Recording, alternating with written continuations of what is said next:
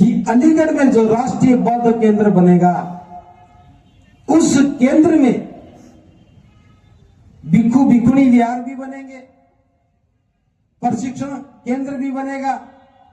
18 मार्च को बाबा साहब ने चक्कीपाट बुद्ध विहार में बुद्ध की प्रतिमा स्थापित करके जय भीम का लिखा हुआ नाम और नमो बुद्धाय का लिखा हुआ नाम गवाही देगा, ये बौद्धों की महान विरासत की पहचान है। आगरा वासियों को एक बहुत सुंदर बुद्ध विहार दिया, लेकिन धम्म आगे नहीं बढ़ा। भिक्षु तो बने लेकिन धम्म आगे नहीं बढ़ा। आप चाहे नमो बुद्धाय की ईंट को आधारशिला में रखें, चाहे जय भीम की ईंट को आधारशिला में रखें, मकसद हमारा बौद्धों की महान विरासत को बनाने का है। और धैर्य पूर्वक ध्यान से सुनेंगे। सदैव बंदे जी नौजवान को ढूंढ रही हैं जो इस तंबू का बंबू बनकर के मेरे दुनिया से जाने के बाद इसको संभाल सके। हमने भी 2 वर्ष पूर्व 18 मार्च के कार्यक्रम को समर्पित किया था तंबू के बंबू के नाम। और मुझे बात बताते हुए बड़ी खुशी है, आज धम्मभूमि के पास लगभग 20 भिक्षु भिक्षुणियां तंबू का बंबू बनकर के बाबा साहब के धम्म कारवां को संभाले हुए हैं। ये सारा धम्म कारवां इसके लिए दिन रात भागने का जो काम करते हैं, दिन रात लोगों को इस आंदोलन से जोड़ने के लिए प्रेरित करते हैं, ये सारा का सारा काम भिक्षु भिक्षुणियां अपने हाथों से करते हैं और साथ में आप खड़े होकर के इस आंदोलन को कामयाबी के शिखर तक पहुंचा रहे हैं। तो भले ही बहुत ज्यादा लोग घर त्याग नहीं कर पाए, लेकिन फिर भी भिक्षु भिक्षुणी बनकर के बाबा साहब के धम्म कारवां को आगे बढ़ाने का जो काम किया है, उससे कम से कम मुझे सुकून मिलता है कि बाबा साहब जिन्हें ढूंढ रहे थे वो आज मंच पर बैठे हैं और बाबा साहब के तंबू के बंबू बनकर के इस बौद्ध विरासत को संभालने की बात करते हैं। मुझे एक छोटी सी घटना याद आ रही है। मैं जानता हूं आज अभी समय ज्यादा नहीं हुआ है, इसलिए घटना बता रहा। पलवल में हमने धम्म भूमि का निर्माण किया। हमने वहां बहुत सारे पेड़ लगाए। जितने पेड़ लगाते थे उससे ज्यादा हम मर जाते थे। फिर भी कुछ पेड़ बड़े हो गए। उसमें एक आंवले का पेड़ था। 10 साल तक उस आंवले के पेड़ पर फूल तो बहुत लगते थे, लेकिन एक भी आंवला लगा नहीं। और हम बड़े चिंतित होते थे कि आंवले के फूल तो बहुत आ रहे हैं, लेकिन फल क्यों नहीं लगता।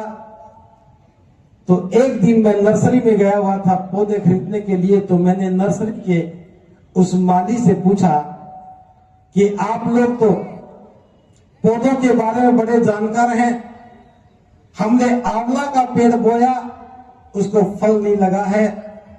तो उसने पूछा, जी मुझे बताओ कि आपकी जमीन का पानी कैसा है। मैंने कहा कि वो तो बहुत खारी है। तो उसने कहा कि खारी पानी के अंदर आंवले नहीं लगा करते। 10 साल के बाद समझ में आया कि खारी पानी हो, पानी खारा हो तो आंवले नहीं लगा सकते। लेकिन फिर पता ये भी लग गया कि खारा पानी हो तो पौधे कौन से लगाने चाहिए। मैं ये बात इसलिए बता रहा हूं, मैंने मान्यवर साहब कांशीराम जी को सुना था, एक बार सुना था, बाकी उनके कार्यकर्ताओं से तो मैंने बहुत बार सुना। साहब कांशीराम जी कहते थे कि हरियाणा की भूमि बंजर भूमि है, हरियाणा की भूमि में कितने भी बीज डालो यहां कोई अंकुरण नहीं होता है। और मैं आज ये स्वीकार करता हूं, राजनीतिक क्षेत्र में हरियाणा की भूमि बंजर भूमि है। साहब ने बहुत बीज डाले, अंकुरित नहीं हुए। लेकिन साहब के दुनिया से चले जाने के बाद आज मैं इस बात को समझ पाया हूं, हरियाणा की धरती बंजर भूमि नहीं है, बस फर्क इतना है उसमें राजनीतिक बीज तो नहीं उगा, लेकिन धम्म का बीज उगा है। उस धम्म के बीज ने पूरी दुनिया को एक संदेश देने का काम किया। मैं पहला भिक्षु था और मेरे देखते देखते आज कम से कम 25 से ज्यादा भिक्षु भिक्षुणियां आज हरियाणा की धरती से निकले हैं। तो जरूरी नहीं है कि जिस भूमि में खारी पानी हो और आंवले के फल नहीं लगते हो, वहां नीम के पेड़ खूब लगे, आंवले के पेड़, आम के पेड़ भी लगे, तो हरियाणा की धरती ने भले राजनीतिक परिणाम नहीं दिया हो, लेकिन धम्म के क्षेत्र में बहुत बड़ी भूमिका निभाई है। तो मैं साधुवाद देता हूं उन सब लोगों को जो युवा अवस्था में घर बार छोड़ करके भिक्षु भिक्षुणी बन करके बाबा साहब के धम्म के कारवां को आगे बढ़ाने का काम कर रहे हैं। लेकिन जब मैं धम्म की बात करता हूं तो कुछ मेरी भी पीड़ाएं थी। मैंने अपने आचार्य जिसने मुझे चीवर पहनाया, एक बार उनसे पूछा था, भंते जी आप बूढ़े हो गए हो, आप कहां मरोगे, आप अंतिम सांस कहां लोगे? क्योंकि मैंने भिक्षुओं को देखा कि हर भिक्षु, चाहे वो युवा अवस्था में घर से निकले, चाहे बुजुर्ग अवस्था में घर से निकले, जब वो असहाय हो जाता है, बीमार हो जाता है, तो देखभाल करने वाला कोई नहीं होता, अंततः लौट के घर में जाना पड़ता है। और ये भिक्षु के लिए बहुत बड़ा तिरस्कार होता है। और मैंने बहुत सारे भिक्षुओं को घर में ही मरते देखा। मेरे आचार्य को भी मैंने अपने ही घर में मरते हुए देखा। मुझे बहुत पीड़ा थी, ये बात मुझे कचोट रही थी कि हर भिक्षु जो गौरव और सम्मान के साथ धम्म की स्थापना का काम करता है और असहाय होने के बाद लौट करके घर में जाता है तो तिरस्कार की बात होती है। लेकिन क्या करें, कहीं कोई सुविधा नहीं, कहीं कोई उसकी व्यवस्था नहीं। तो धम्म भूमि ने इस पर मनन किया, चिंतन किया और एक निर्णय लिया, अगर हमें बौद्धों की विरासत को बनाना है, धम्म के राष्ट्रीय केंद्र की स्थापना करनी है, तो सबसे पहले हमें भिक्षु भिक्षुणियों को गर्व और गरिमा का एहसास दिलाना होगा। जिस प्रकार से भिक्षु का जीवन गौरवमय होता है, उनका अंतिम समय भी गौरवशाली होना चाहिए। कोई भी भिक्षु लौट करके घर में नहीं जाना चाहिए। जब ये बात हमने की तो धम्म भूमि के उपासक उपासिकाओं ने, भिक्षु भिक्षुणियों ने इस बात का समर्थन किया कि धम्म भूमि को इस काम को अपने हाथ में लेना चाहिए। शब्द मेरे हैं, बोल मैं रहा हूं, लेकिन सारा दायित्व तो धम्म भूमि की टीम का है। और हमने फैसला किया कि अलीगढ़ में जो राष्ट्रीय बौद्ध केंद्र बनेगा, उस केंद्र में भिक्षु भिक्षुणी विहार भी बनेंगे, प्रशिक्षण केंद्र भी बनेगा, सामुदायिक केंद्र भी बनेगा, ध्यान साधना केंद्र भी बनेगा।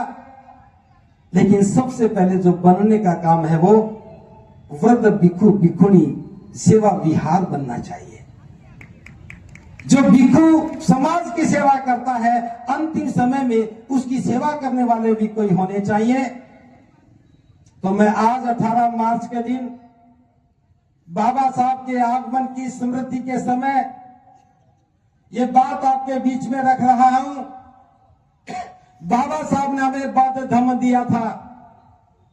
18 मार्च को बाबा साहब ने चक्कीपाट बुद्ध विहार में बुद्ध की प्रतिमा स्थापित करके आगरा वासियों को एक बहुत सुंदर बुद्ध विहार दिया। लेकिन धम्म आगे नहीं बढ़ा। भिक्षु तो बने लेकिन धम्म आगे नहीं बढ़ा। भिक्षु तो बहुत हुए लेकिन गरिमा नहीं पा सके। तो इस कमी को देखते हुए, क्योंकि बाबा साहब के धम्म की विरासत को अगर हमें आगे बढ़ाना है तो भिक्षु भिक्षुणियों को सम्मान देना होगा।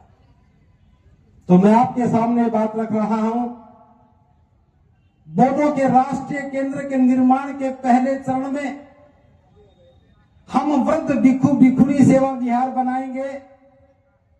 और यह बात 31 जुलाई को दिल्ली में रखी थी हमने। तो 30 कमरों के निर्माण की घोषणा लोगों ने कर दी थी। तो मुझे खुशी इस बात की है कि हम 30 कमरे बनाने की स्थिति में हैं। 3 मई को नींव रखेंगे और जल्दी ही हम 30 कमरों का निर्माण पूरा करके भिक्षु भिक्षुणियों को वहां रहने का आमंत्रण देंगे, जो वृद्ध हो चुके हैं, जिनके पैर काम नहीं करते, जो बीमार रहते हैं, जिनकी सेवा करने वाला कोई नहीं। उसमें चिकित्सालय भी बनाएंगे। गंभीर बीमारियों के इलाज भले ही बाहर होता रहे, लेकिन सामान्य देखभाल का काम हम वहां करेंगे। लेकिन ये काम ना तो मैं अकेला कर सकता हूं, ना धम्मभूमि की टीम अकेली कर सकती है। इस काम को करने के लिए तो सारे बौद्ध लोगों को एक साथ लगना होगा। हम सब लगेंगे तो भिक्षु की गरिमा बढ़ेगी, भिक्षु का गौरव बढ़ेगा, और जब भिक्षु का गौरव बढ़ेगा तो धम्म गतिशील होगा, और धम्म गतिशील होगा तो बाबा साहब का बौद्ध में भारत की परिसंकल्पना का जो सपना था वो साकार होगा। तो वृद्ध भिक्षु भिक्षुणी विहार बाबा साहब की बौद्ध में भारत की परिसंकल्पना को साकार करने का पहला कदम है। और उसके लिए बुद्ध लंकार बोध जी ने बता भी दिया है। ये जय भीम की ईंट है। इस ईंट को हम नीले कपड़े में बांध करके देंगे, आप अपने घर ले जाएंगे और फिर लौट करके आएंगे, इसी नींव को आधार में रखेंगे। ये जय भीम की ईंट है और ये दूसरी नमो बुद्धाय की ईंट है। एक ईंट में दोनों नाम नहीं आ सकते थे, इसलिए 2 बनानी पड़ी हैं। आप चाहे नमो बुद्धाय की ईंट को आधारशिला में रखें, चाहे जय भीम की ईंट को आधारशिला में रखें, मकसद हमारा बौद्धों की महान विरासत को बनाने का है। और जब ये विचार ईंट का आया तो मेरे पीछे इतनी बड़ी ईंट रखी हुई है। भले ही एक मॉडल है, लेकिन आगरा के नौजवानों ने इस मॉडल को भी इतना बड़ा बना दिया जो धम्मकारवा की शान बन गया। तो ये विरासत की ईंट है, बौद्ध विरासत की ईंट है। जैसे आज जब खुदाई होती है तो ईंट के आकार से पता लगता है कि सम्राट अशोक ने बनाया होगा। तो मैं भी ये कहना चाहता हूं, आज के हजारों वर्षों के बाद जब विरासतें मिट करके दोबारा से बनेंगी और जब कोई इमारतों को छेड़ेगा तोड़ेगा तो जय भीम का लिखा हुआ नाम और नमो बुद्धाय का लिखा हुआ नाम गवाही देगा, ये बौद्धों की महान विरासत की पहचान है। इसकी कोई कीमत नहीं है।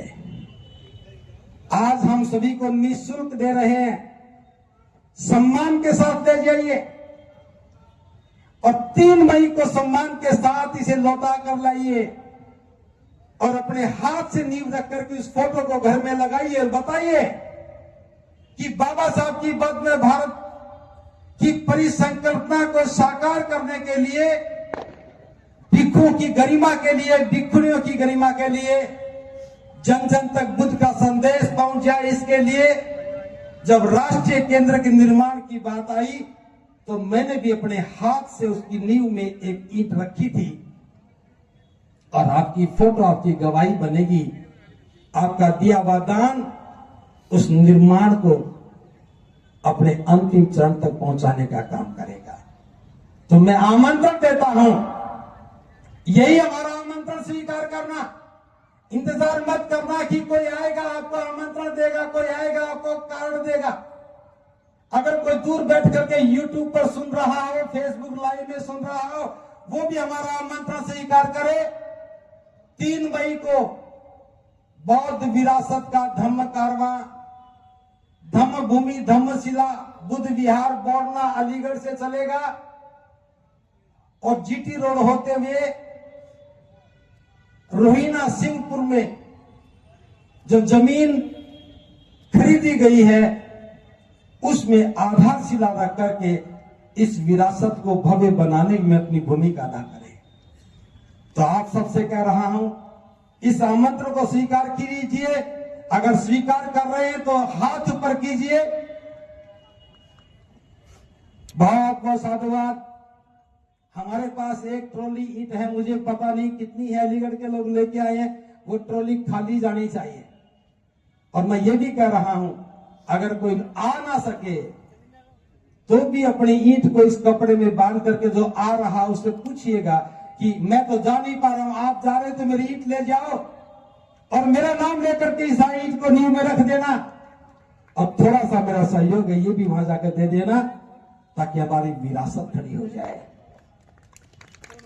और अगर फिर भी कोई नहीं आ पाए तो अपने घर के शोकेस में लगा लेना और एक पंक्ति लिख करके टांग देना कि मैं चूक गया था, मैं ईंट नींव में नहीं रख पाया। अपनी संतान को आदेश देना कि हो सके तो मेरे सामने या मेरे बाद भी जब भी मौका लगे तो इस बौद्ध विरासत की ईंट को आधार में जरूर रखना। अगर अलीगढ़ में ना रख पाओ तो कोई बात नहीं, आगरा में आकर रखना। आगरा में नहीं रख पाओ तो किसी भी प्रदेश के किसी भी जगह पे रखना।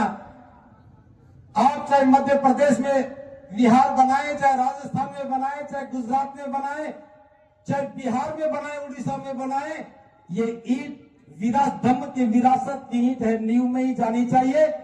तो मैं ये भी छूट दे रहा हूं, मत सोचना कि अलीगढ़ वालों ने दी थी कि हम अलीगढ़ में लेके जाएं। अलीगढ़ तो पहल कर रहा है, बस आपको मंजिल तक पहुंचाने के लिए आह्वान कर रहा है।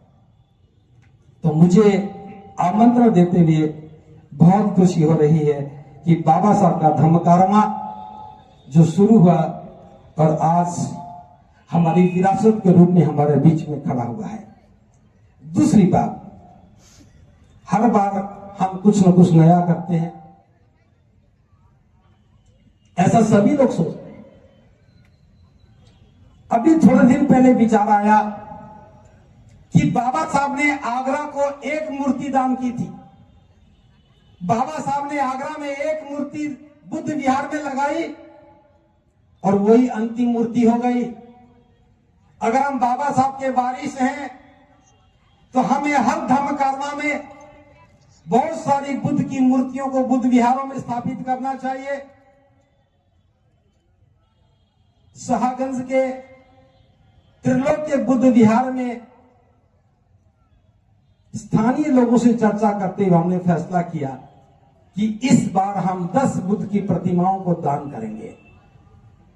हमने लक्ष्य रखा था कि 10 प्रतिमा दान करेंगे, प्रयास कर नहीं पाए। 5 प्रतिमाएं हमें मिली और 5 दान के लिए उपलब्ध हैं। एक तो जा चुकी है, एक अभी ले जाएंगे, 3 का फैसला भी टीम कर लेगी। लेकिन सोचा 5-10 के लिए था, लक्ष्य 5 का पूरा हुआ। तो इस क्षतिपूर्ति को भी करने के लिए मैं आपको बताना चाहता हूं, शेष 5 मूर्तियां जब आप 3 तारीख को अलीगढ़ में आएंगे, बौद्ध विरासत के धम्मकारवा में आएंगे, तो वो 5 मूर्तियां वहां रखी मिलेंगी और वो भी किसी बुद्ध विहार के लिए दान के लिए होंगी। जिनको लेना हो वो अपना आवेदन कर सकता है और आवेदन के लिए कोई लिखित बात नहीं, आप फोन करके भी हमसे बात कर सकते हैं। तो हम 10 की 10 मूर्तियां दान करेंगे। इसके साथ 2-3 बातें और मैं आपसे करना चाहता हूं। जब भी धम्मकारवा होता है हमारी एक नई परीक्षा शुरू हो जाती है। इस बार हम आपको खाने में केवल दाल और चावल खिला पाए। मुझे लगता है कि दाल और चावल खा करके आप संतुष्ट हो गए होंगे, लेकिन हमें थोड़ी पीड़ा अब भी है। इस बार एलपीजी सिलेंडर की कोई व्यवस्था नहीं हो पाई। आप हमारे धैर्य को देखिए, कल दिन के 11:30 बजे तक हमारे पास एक भी सिलेंडर नहीं था और हजारों लोगों को खाना बना करके खिलाना संभव कैसे हो सके। हमने तो यहां तक सोच लिया था या तो खिचड़ी बना के खिलाएंगे, अगर यह भी संभव नहीं होगा तो भुने हुए चावल, उसमें चने और थोड़ा गुड़ डाल करके पैकेट बना देंगे और सभी को एक एक पैकेट पकड़ा देंगे। भले ही भोजन ना खिला पाए लेकिन भूख से नहीं मरने देंगे। आप समझ सकते हैं कि हम किस अंतर्ध्वंस से गुजर रहे थे। 11:30 बजे मैंने हलवाई से बात की। मैंने कहा भी तुम जो खाना बनाने के लिए 150 आदमी लेके आते हो, अब 150 लेके मत आना, 75 ही लेके आना, क्योंकि पूरी सब्जी हम नहीं बना पा रहे हैं। भट्टी खोदेंगे, लकड़ी लेके आएंगे और हम जैसा भी बनेगा खिलाएंगे। लेकिन टीम धनौली की हमारे सामने खड़ी है, इन्होंने बहुत मेहनत की, मेरे बिना प्रयास किए इन्होंने हमें 15 सिलेंडर उपलब्ध करवा दिए। धनौली की टीम के द्वारा प्रयास करने के बाद मुझे थोड़ा सा सहारा मिला। अब कोई बात नहीं, अब तो खाना खिला ही देंगे। और मैं विशेष साधुवाद ज्ञापित कर रहा हूं सरदारान उपासक अनिल सोनी जी को। हैं ये बताइए, वैसे काले चश्मे हटा लो, आइए। अनिल सोनी जी हैं, ये कहते रहे बंटी जी चिंता मत करो, सिलेंडर मिल जाएंगे। और मैं कहता रहे चिंता ना करूं, कैसे समझ जाऊं, सिलेंडर मिलेंगे तभी तो चिंता खत्म होगी। ये मुझे कहते रहे, मेरी चिंता बढ़ती चली गई। और कल शाम को फोन आता, जी 5 सिलेंडर वहां से आ रहे, 5 सिलेंडर उस एजेंसी से आ रहे, 5 सिलेंडर वहां से आ रहे। जहां पहले सभी ने मना कर दिया था वहां से फोन आने लगे। ये सब अनिल सोनी जी की वजह से हुआ।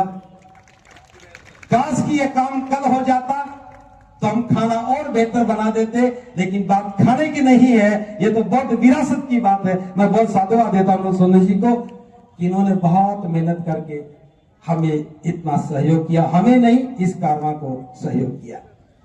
तो भोजन की व्यवस्था के बारे में कोई ज्यादा मत सोचना, क्योंकि हम तो उस दौर में पैदा हुए जब लोग केवल बिना भुने चने खा करके ये आंदोलन को चलाते थे। हम तो कम से कम भुने हुए चने की बात तो कर रहे थे, साथ में गुड़ की बात कर रहे थे। इसके साथ मैं 2 बातें और कर रहा हूं। ये बौद्ध विरासत जो बनने जा रही है, हम शुरुआती दौर में 30 कमरों का निर्माण शुरू करेंगे। एक तरफ भिक्षुणी विहार बनेगा, एक तरफ भिक्षु विहार बनेगा। जो भी भिक्षु यहां बैठे हैं, मैं आपसे एक सहयोग चाहता हूं। आप जहां भी रहते हैं लोगों को बताइए कि वृद्ध भिक्षु भिक्षुणी सेवा विहार बन रहा है। हमारे लिए बहुत बड़ी चुनौती है। किसी भी बीमार भिक्षु को हम वहां रख सकते हैं, लेकिन सेवा करने का काम सिर्फ धन का नहीं है, भोजन का नहीं है, दवा का नहीं है। सेवा में बहुत सारी चीजें आती हैं। तो जो भी भिक्षु भिक्षुणी इस काम में अपनी भूमिका निभाना चाहे, वो इस वृद्ध भिक्षु भिक्षुणी सेवा विहार के निर्माण में अपनी भूमिका अदा करें। हमें बहुत खुशी होगी। हम सब लोग मिलकर के काम करेंगे तो ये कारवां और आगे बढ़ेगा। एक और जानकारी जो मैं बहुत महत्वपूर्ण समझता हूं आपके बीच में रखना, बाबा साहब की बात में भारत की परिसंकल्पना को साकार करना है तो भिक्षुओं का प्रशिक्षण होना चाहिए। भिक्षु योग्य होने चाहिए, ये बाबा साहब ने कहा। जो युवा अवस्था में भिक्षु बनते हैं, भारत में ऐसी परंपरा बन गई कि जिस दिन चीवर लेते हैं उसी दिन वहां से विदा ले लेते हैं। आचार्य को पता नहीं शिष्य कौन है, शिष्य को पता नहीं आचार्य का नाम क्या है, और बिना सीखे सिखाए भिक्षु नहीं बना जा सकता। एक अच्छे धम्म केंद्र की, प्रशिक्षण केंद्र की आवश्यकता है। अलीगढ़ में इसकी शुरुआत कर रहे हैं और मैं भी ढूंढ रहा था कुछ सहयोगी मिले जो इस विचार के साथ खड़े होकर के भिक्षुओं को तराशने का काम करें, जो साथ मिलकर के धम्म को गतिमान बनाने के लिए अपना सर्वस्व न्योछावर करें। कई दौर की बातचीत के बाद हमारे बीच में 2 युवा भिक्षु हैं। ये भिक्षु डॉक्टर बुद्ध प्रताप हैं, जो चश्मे लगाए हुए हैं, पीएचडी हैं, विश्वविद्यालय में नौकरी करते थे, त्याग पत्र देकर के भिक्षु बने हैं। ये भी इस व्यवस्था निर्माण में धम्मभूमि के साथ खड़े हैं। वो भिक्षु बोधि रतन, ये भी युवा हैं। एक बहुत बड़ी कंपनी में सर्विस करते थे, प्रोडक्शन मैनेजर थे। उमा कहाँ है? पुमा कंपनी देहरादून में। और वहां से रिजाइन करने के बाद भिक्षु बने। पिछले कई वर्षों से उन्नाव में धम्म के प्रचार प्रसार में काम कर रहे हैं। अब धम्म भूमि के साथ मिलकर के इस आंदोलन को गति देने का काम करेंगे। तो इनके लिए बहुत बहुत साधुवाद। दोनों हरियाणा से, ये बताना कोई महत्वपूर्ण नहीं। आप बैठिए। बनते बुद्ध प्रताप ना, पदम शिखर, बनते पदम शिखर, ये भी एमफिल हैं, बालाघाट से हैं। अभी 6 मार्च को इनकी उपसंपदा हो गई है। बहुत योग्य भिक्षु हैं। हाँ, ये बनते धम्मकिति, ये हरियाणा से हैं। ये भी 1.5 साल पहले भिक्षु बने थे, उपसंपदा हो गई।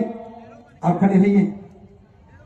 ये बनते नागसेन, ये जूलॉजी से एमएससी, बॉटनी से एमएससी, बॉटनी से बीएससी करके आए हैं। मुंबई में रहते थे। ये भी अब भिक्षु हैं। लोकमित्र मथुरा के रहने वाले हैं। ये भी युवा हैं। ये भी भिक्षु बन गए। शील संपन्न, ये बनते शील संपन्न। आप देख रहे थे सोना ताउड़ू के बहुत लोग सहयोगी थे। बनते शील संपन्न सोना के रहने वाले हैं। और इनकी मौजूदगी से सोना ताउड़ू में धम्म का बहुत प्रचार हुआ। और बनते धम्मदीप हैं, उत्तर प्रदेश एटा के रहने वाले हैं, फरीदाबाद में रहते हैं। और ये भी अब भिक्षु हैं। तो ये सारी एक युवा टीम हमारे बीच में आई। भिक्षुनी, हाँ जी, खड़े होना। जानते तो नहीं जानते, आप तीनों खड़े हो जाओ। ये भिक्षुनी निर्मल हरियाणा से है। ये भी नौकरी करती थी, बीआरएस के बाद भिक्षुनी बनी। खड़े होना। ये बनते भिक्षुनी धम्म विनिया, ये एमकॉम भिक्षुनी धम्म विनिया, उधर आए। और ये भी हरियाणा से है। आइए। भिक्षुनी धम्मनंदा, ये सहारनपुर से हैं। ये सभी धम्म भूमि के लिए काम करते हैं। इनके लिए भी साधुवाद ज्ञापित करें। और अभी बोलते धम्म के लिए क्या नाम है? धम्मदीप, ये भी धम्म भूमि के साथ काम करते हैं, जलेसर से। भंते जी आप भी हैं, मालूम है, नाम बताइए। ये बनते रतनदीप, जलेसर से हैं। और हाँ, बनते आनंद बोधी, फिर प्रज्ञा सागर, ये भी एमए इंग्लिश है, पहले लेक्चरर थे। और बनते ऐसी पता नहीं कहाँ गए। ओके, खाने के व्यवस्था संभाल रहे हैं। ये छोटा सा मैंने परिचय करवाया, कोई रह गया हो। हाँ, बनते आदित्य, हाँ आप खड़े हो। एक राजस्थान से बनते दमप्रिय भी थे, गंगानगर से, जो इस आंदोलन को दिन रात मेहनत करके गति देने का काम कर रही है। तो मैं बहुत ज्यादा बात और नहीं करना चाह रहा हूं, बस इतना कहना चाहता हूं, किसी के भी मन में ख्याल आए बाबा साहब की बौद्ध विरासत आगे बढ़नी चाहिए, तो उसे भिक्षु सेवा विहार में निर्माण में अपनी भूमिका निभानी चाहिए।